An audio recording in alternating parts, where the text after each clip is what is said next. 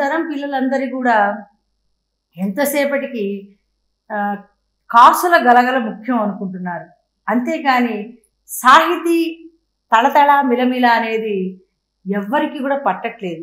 కానీ పిల్లల్లో నైతికత, ధార్మికత, సాత్వికత, సఖ్యత, విజ్ఞత, ఏకాగ్రత పెంపొందాలి అంటే తప్పకుండా తెలుగు భాష నేర్చుకోవాలి నేటి తరం విద్యార్థులు. అప్పుడే వాళ్ళకి నైతిక విలువలు, మానవీయ విలువలు వంటబడితే చిన్నప్పటి నుంచి ఒక పరిపూర్ణమైన, సంపూర్ణమైన మానవుడిగా సమాజంలో ఉత్తమమైన, ఉన్నతమైన, ఉదాత్తమైన పౌరుడిగా రాణించడానికి భాష చాలా మనకు తెలుసు.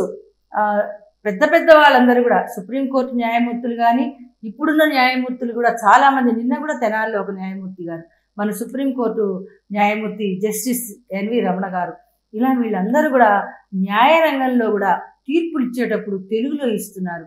ఎందుకంటే క్లయింట్కి అర్థం కావాలి, కక్షిదారుడికి భావం తెలియాలి అనేటువంటి ఒక మంచి సదుద్దేశంతో.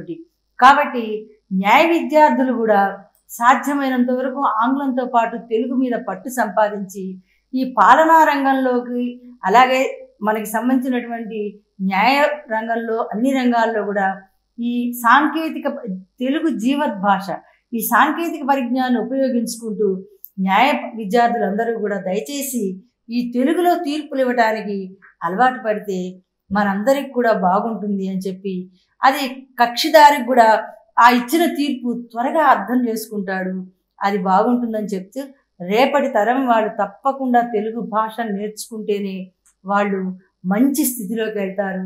అంతేకాదు తెలుగులో చదివిన వాళ్ళకి ఉపాధి ఉండదు, ఉద్యోగాలు రావు అనే అపోహ ఉంది. తెలుగు మీడియంలో, తెలుగు మాధ్యమంలో చదివిన వారికి కూడా ఉద్యోగాల్లో గనక కొంత శాతం వాళ్ళకి ప్రాధాన్యత ఇచ్చి తెలుగు భాషని వ్యాప్తి చేయాల్సినటువంటి అవసరం పాలకుల మీద, అధికార భాషా సంఘం మీద, ప్రజల మీద, కవుల మీద, రచయితల మీద, సామాజికవేత్తల మీద, అందరి మీద ఉంది.